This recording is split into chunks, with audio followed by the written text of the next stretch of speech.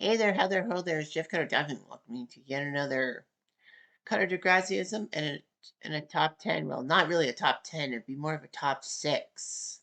Although I could always just add 3 people in and make it a top 9, if you will. So practically what I did was some guy did a post about the most ungrateful characters in Degrassi. Obviously, I forgot to realize who the person's flair was. The flair for Reddit. So they made a comment about the most ungrateful characters. So I wrote down the ungrateful characters that were mentioned and then threw them into 2 polls, one for boys, one for girls, and then had the top 3 boys and the top 3 girls face each other off and see who's the best. There were a few surprises to me of who made the list and who did not make the list. But in essence, I was going to make a top 6, but I decided to make it a top 9, if you will. So anyway, let's do it. All right. So people from 8, and 9 did not make the top 6 poll. So I can't rank in that mark. Number 9 is Claire. Why would Claire be ungrateful? Because it seems that she just wanted to, get past Eli, even though Eli was trying to help her out. But also, she was ungrateful for the fact that Claire's mom married Jake's dad. I mean, to make it a stable family and all that, because Claire's parents divorced and Claire was at a crossroads with herself. And then when she is attracted to Jake just to get over Eli, and then Claire's mom marries Jake's dad, they can't have a relationship because they're step siblings, and Claire's upset. And that's what leads her into that weed cult, because the leader of the weed cult learns about Claire's problems with Jake, her family life, and everything else. And Claire stays in the weed cult. Thankfully, Jake does get her out of there. Number 8 is Emma. I know that's a little bit too low, but Emma did not make the top 6, which is weird. And you will see the results of the polls at the end of this video. But the fact of the matter is that, Emma being ungrateful to Snake for all he has sacrificed for her, and she doesn't really take it well. I mean, it's understandable in season 2 when Emma is not too pleased with her mom's dating her teacher. I mean, what student would be happy with that? But the fact of the matter is that, she seemed to be close-minded alongside Snake and all that. But then she warms up to him, and he warms up to her, and he does a few good things for her, especially in season 2 with the whole Radish situation for Fight for Your Right. Basically, Radish wants Emma to apologize for the food fight and everything that's gone wrong. And Emma's not sure what to do. Snake says, as an educator, I can't help you, but as a parent, I'm all for it. So practically, Snake's at a crossroads. He can't cross his boss, but with him being a parent, it's understandable what Radish is doing. And, Snake has the inside track of what Radish is like as a person. But remember, this is Radish in his Chuck Norris facial hair style. And he wasn't that bad, but once the facial hair was gone, people didn't take him seriously. And the fact of the matter is that he tried to help her. He helped her with the whole Shane situation because he was the one who told Emma about Shane being at a party, taking acid, and then jumping off or dropping off a bridge. We don't know. Anyway, and he tells Emma that you need to talk to Spike about these situations and all that. He was the calming influence. And, he said that Spike should have told Emma about everything, but didn't. But yeah, he bends over backwards for her, and she just doesn't appreciate it as such. I mean, one thing he didn't help her with is her internalization after Rick had the gun to her. I mean, it's weird that they would step around eggshells on Emma, but I think Snake knew that he needed to give Emma time and then help out when he can. I mean, he was trying to help Emma deal with the fallout from what Rick tried to do to her. And the worst part is that it just was never mentioned even in Emma's eating disorder thing, they didn't talk about maybe the shooting had gotten to her. And never connected the pieces. Snake was flabbergasted by Emma's behavior. So, you got all that going.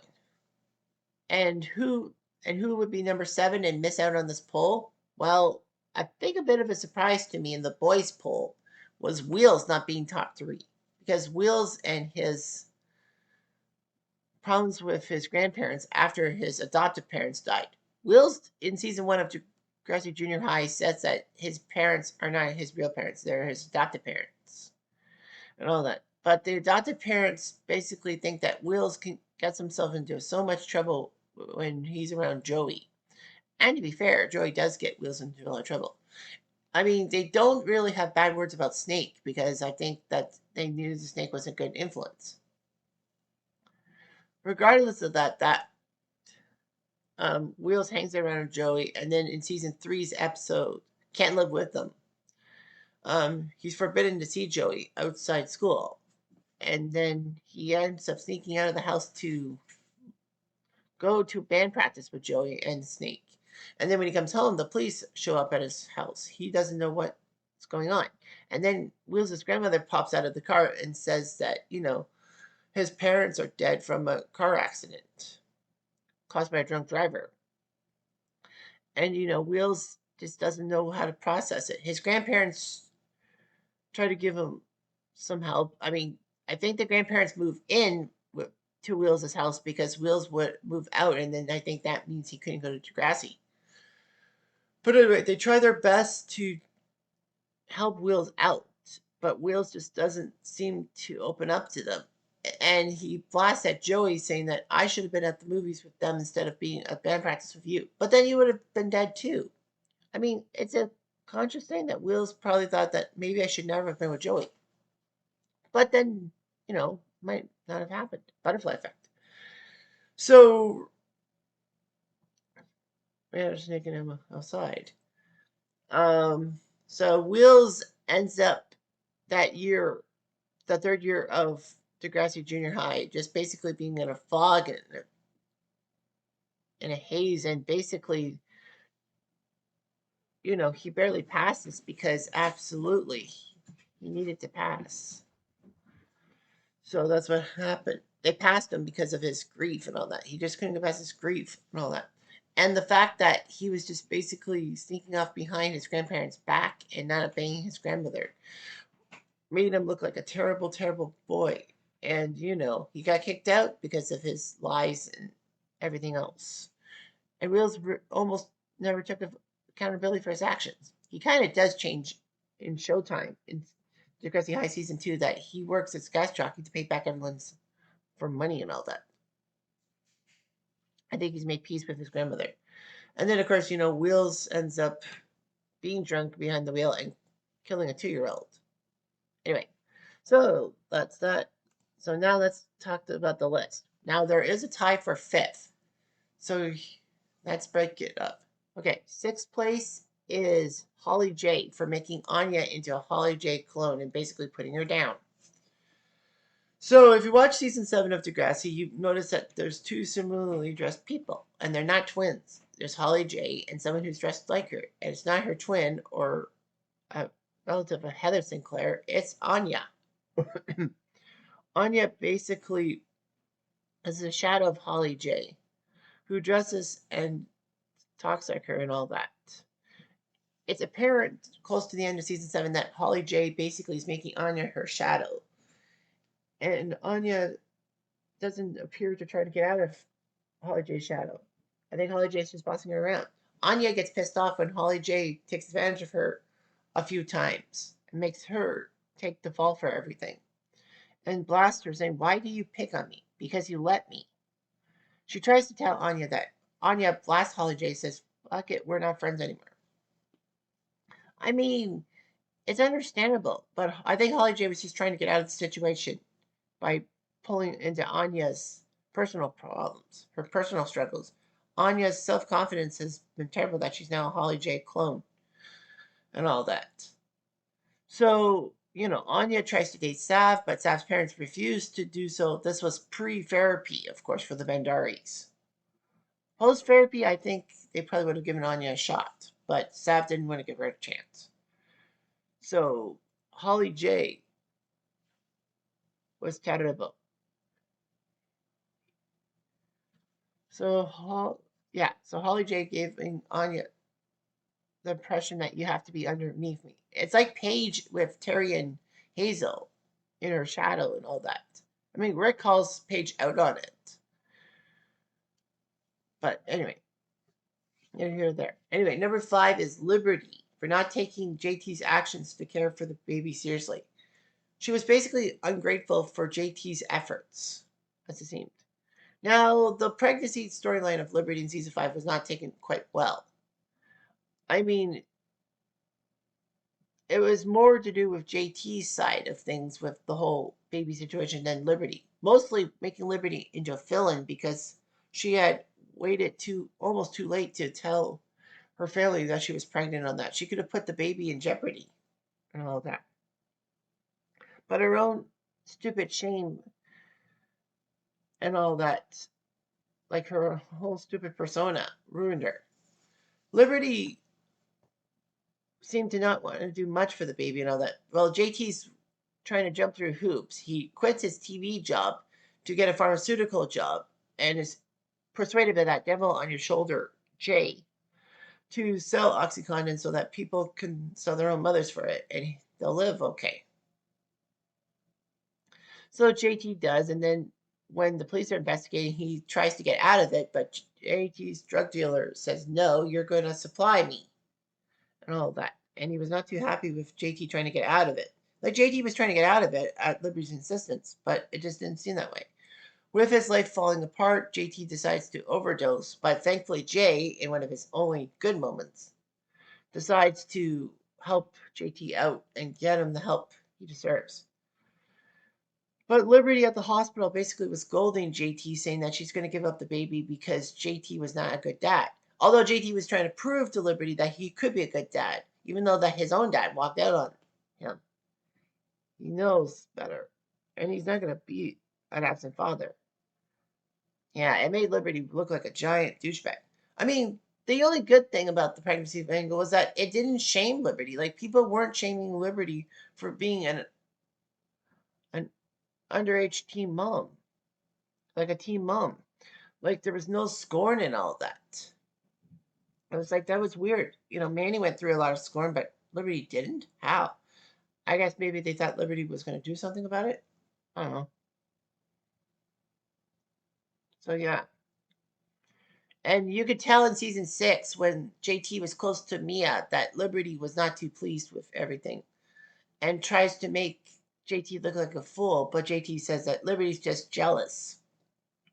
And like he tells her, "You threw me away. You're the one that pushed me away." And that's true. Okay, number 4 is Casey for cheating on Jenna with Marisol. So what ended up happening? I should have put Wheels at number 4, but doesn't matter. But anyway, Casey was cheating on Jenna with Marisol. Now Casey was a guy who Claire had an attraction to in season 8. They were trying to do Emma Jean vibes again with Claire and Casey, but then Casey goes with Jenna and underneath Claire's nose, and she's upset, thinking that she really had a boyfriend. But the problem is that Casey and Jenna were a pair and all that, and then Jenna inexplicably gets pregnant. Casey, of course, tries to hide it from everybody, but Jenna tells the whole world that she's pregnant, mostly because Shantae, who was almost perpetually in high school, as it seemed, told Jenna with the Teen Star competition that you can get sympathy fills for being a teen mother. Well, unfortunately, at that time, and probably nowadays, people frown upon teen mothers. So she ended up losing out, not because of her talent, but because maybe they didn't want to vote for a teen mother. So Jenna's upset. Casey and his mom try to get her the help she needs because Jenna's home life is shatters because her mom died. Her father moved out west for work. She lives with her brother, but then her brother leaves her inexplicably or something like that. She's got no support. Casey moves in with um Jenna in a place, student housing, to help Jenna out. Jenna just tries to get into school but can't because of the baby. And then they have a lot of problems with baby Ty. And then Casey talks to Marisol and all that, and Jenna's upset. Now, to be fair to Marisol, Casey was just lamenting his problems about Jenna. And Marisol thought that Casey just wanted to leave Jenna. So she steals Casey from underneath Jenna's nose. Casey rectifies his situation by saying, "You told me to play basketball." Basically, was getting out of the mess. But then they realize they don't love each other, and baby Ty is the only reason why they're together. And then once they give him up for adoption, they go their separate ways. And Casey and his mom have to run from Casey's dad, who is out of jail and wants to go after them. Number 3 is Peter for taking advantage of his privileged background to ruin multiple characters. Logically, you know, Peter was what they call white boy privilege. Basically, he walked so that Hunter could run, if you will. But yeah, so Peter was introduced in season 5 as the love interest of Emma after she laments that Sean leaving for Wasaga ruined her relationship. She wanted to get back together with Sean, even though that she had to know that he was with Ellie. I think it was just guilt because of the whole fact that Sean did save her life and she felt like she owed him one. I wouldn't blame her one iota. So anyway, Peter ends up causing trouble with Manny and Emma in season 5. Like, he takes advantage of a drunken Manny who flashes her breasts at Peter. Peter threatens Manny with extortion for $3,000 so he can get a new camera, and he won't put up the video. Manny tries to get the $3,000, impossible, and then she ends up telling Peter, well, she decides to go with Peter because that's probably what he wants. Not really. Peter then uses everything to get what he wants, and then Manny is exposed. Spirit Squad kicks her out. Her family kicks her out. She has to stay with Emma and all that. She feels betrayed. Emma, of course, doesn't help matters by practically pushing Manny down a bit by saying that, why were you with this guy? I want him. I mean, Emma, to me, she just wanted a rebound. She just wanted someone to get her mind off Sean. Because I think she never got her mind off Sean. Because after all, he did save her life. But nevertheless, Peter gets in trouble with Hatzalakos, his mother, and Manny and Emma are shot. But he gets many detentions. No suspension, no expulsion. Like, expulsion should have been there. Even a suspension would have been nice. And tell Peter that you're fucked. Nope. I think my logic dictates that Hatzalakos wanted Peter's love and attention because, she and her husband divorced. It was her husband's fault for cheating on her. But basically, Hatzalakos was just trying to gain Peter's acceptance, I guess, as a mother. And, sometimes your motherly instincts take over from being principal. Is she the best principal in Degrassi history? Probably. Everyone else sucked. Nevertheless, Peter would basically manage to get Emma in his clutches, basically telling Emma all this whole crapola about Manny. And then Emma and Peter are a couple, despite what people think of him. Season 6 was when things looked bad with his white boy privilege. Sean comes back to Degrassi, gets close to Emma, and then after Manny talks to Peter, Peter freaks out and then plants drugs in Sean's locker so that he can gain Emma back. Sean decides to street race Peter supposedly for Emma's heart. Sean hits a pedestrian and all that. Is told by Jay to flee the scene in the accident, even though Sean wanted to stay backwards. Peter gets off with community service and all that, and he gains Emma's acceptance, even though he's under house arrest. Emma helps Peter break out of house arrest, which shows how desperate Emma was for a boy. Emma in the first 3 seasons was annoying, but even that Emma would never have been with Peter, and that would have been perfect. Nevertheless, Peter ends up taking advantage of everyone thing. with this cantankerous thing. And he plays Emma like a fiddle. He plays Darcy like a fiddle so many times, and his parents. It doesn't help that Peter's dad basically uses his influence to get Peter what he wants and all that. That kind of is akin to Hunter with, Mayor Hollingsworth. So anyway, thankfully Peter doesn't get what he wants. He doesn't get Emma as Emma breaks up with him finally. Darcy breaks up with Peter by going to Kenya, even though that Peter was trying to help her out with her season 7 troubles. And then Mia goes to Paris instead of being Peter. Peter got what he deserved, people leaving him. Number 2 is Craig for not thanking Joey enough for taking him after Albert's issues. It seems apropos that, at least Joey took Craig in to his house. But the fact that Craig actually not being close to Joey for everything and not trusting Joey enough was huge. It's akin to Emma with Snake. But anyway, Craig, in season 2 had troubles. His father would beat him up for almost no reason at all. And he comes close to Angie, and Joey doesn't understand it. And then the pictures fall into place by the end of When Doves Cry, when Sean and Emma team up to tell Joey that Craig's father is the problem why Craig acts so much, and Angie even pipes up.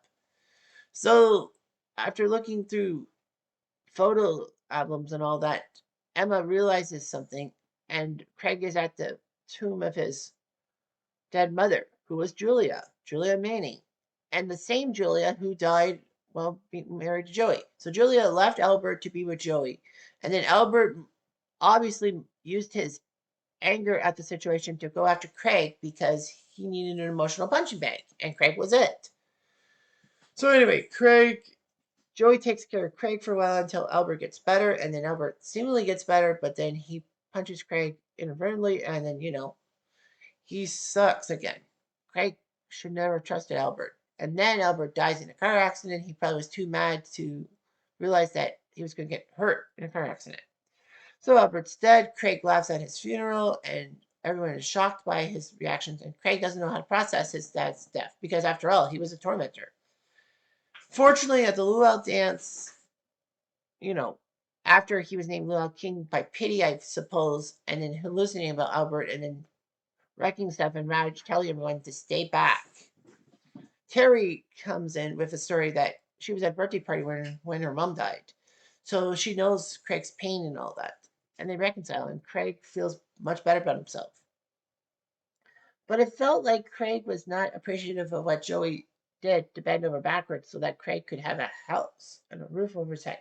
I mean, season 4, in the subplot of the Page trial episode, Craig got an inheritance and Joey wanted some money from Craig and all that. It's kind of a gray area. Should Joey have asked Craig for money and all that for rent? Well, for expenses, because Joey's business was falling apart. I mean, it's fair. It's a fair assessment. I mean, Joey was probably hoping Craig would help him out. I think Craig kind of helped him out, but didn't. Because, Joey had to sell his house, and Caitlin buys Joey's house. So it feels like Craig is not appreciative to Joey, especially after Joey in Voices Carry Part 2 finds out about Craig's problems and realizes that Craig needs help instead of anger. Craig beats up on Joey, and then he gets the help he needs. And I think he apologizes to Joey afterwards. So yeah, it was like weird how Joey, he was helping Craig out, and it felt like Craig was not appreciative of what Joey's efforts were. I mean, I understand it and all that. Anyway, number 1 who won was Darcy for being ungrateful about Snake trying to help her out with her problems after what happened to her at the ski lodge. So, anyhow, Darcy in season 7 was with Peter. I mean, Hatzalakos was okay with it, but Darcy's parents were not. Obviously, for Peter's influence and what he stood for, and he basically Darcy under the bus. But Darcy still wants to be with Peter. That is the weirdest thing ever. And Peter had to have emotionally manipulated her. I think he was crying crocodile tears. That's why he got away with a lot more stuff. And that's what I should have said in the Peter part. But nevertheless, Peter was with Darcy, and it's widely accepted. But Darcy fakes being sick so that she can go to a ski trip with Peter and Manny, and then is okay with everything. But then some guy drops something in her drink, and logically, Darcy gets date raped. And then she feels like she was with Peter, but nope, she wasn't. And when people find out that there was this roofist, this roofie guy, Darcy feels upset because, she has to live a clean Christian life. The the friendship club strips her of her purity ring because of what happened, even though Darcy said it wasn't of my choice and I was taken advantage of. Darcy goes down a slippery slope because she can't let her parents know about things because she obviously would have had premarital sex. And I don't think that they would have helped her. They would have probably thrown her into a Christian academy or some kind of crapola. It's kind of weird how they forced Claire to go to a Christian school and Darcy went to a normal school. I don't know how that worked out. Anyway, Claire aside, Darcy then ends up falling flat. She goes to the girls' shower to, you know, and fortunately Manny finds her. Darcy's acting out. Her people are forcing her to go to therapy and all that. She hates therapy. She won't open up because she's scared of the repercussions. Snake does the right thing by helping her out and all that. And Darcy said, "Fine, I was raped. Are you happy?" And Snake's not too happy. But of course, Snake keeps it within himself. He doesn't want Darcy to get in trouble. Then one day, after Darcy really is acting inappropriately, Snake has had enough and forces Darcy to face her mom and Hatzalackles. And then Darcy, scared of the truth, tells them about Snake being inappropriate, and Snake gets kicked out for the time being. Darcy then tells everyone about the fact that she lied about Snake. Not before Emma threatened to beat her up, and Darcy then goes to the roof, and thankfully Manny, and that blonde hair face, ugh, tells her that she needs to come clean with everything because Manny will tell the truth for her. So Darcy does Snake was inappropriate with her and figures that it'll help Snake get back to school, but it won't. They still have to investigate. So logically, Darcy's upset by it. She goes back to camp at his parents' insistence, and Peter signs himself up and helps Darcy deal with her problems. And then Darcy admits her problems to everybody. Finally, getting back to the way things are until she's shipped off to Africa. I still say her going to Africa was not her own free will. I think her parents basically kicked her to the curb in Africa to make sure she atoned for her problems, or basically just to get rid of her so that they don't have to worry about things. It kind of feels like Shane's parents from Cressy Junior High all over again. But they were happy they got rid of her and they focused their attention on Claire, who was acting out weirdly. So that's how it goes. I mean, Darcy just didn't think that the help she received was good enough for her. And she put Snake in a bad situation. She really did. So anyway, thanks for watching. I'm Jeff Diamond. Adieu.